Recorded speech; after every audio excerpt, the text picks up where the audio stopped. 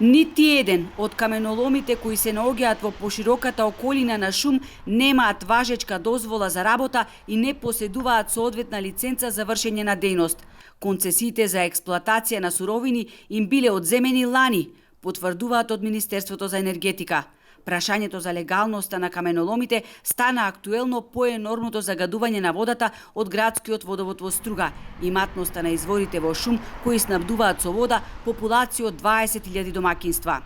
Во пошироката околина на селото Шум, во минатото имало повеќе концесионери за експлоатација на минерални суровини.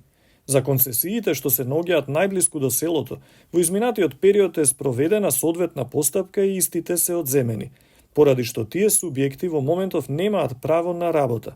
Министерството редовно врши надзор и контрола во рамки на своите надлежности.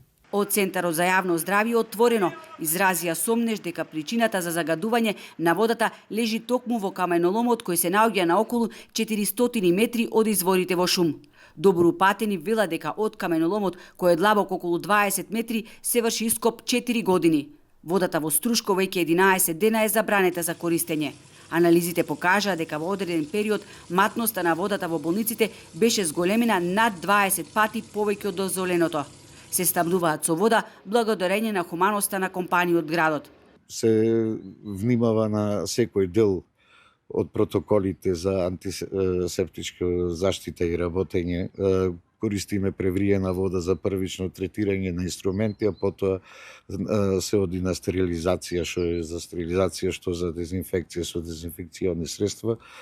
Така да за сега немаме проблем. И во тек е исто така земање на превентивно на примероци од работни површини и инструменти од сите оддели од болницата.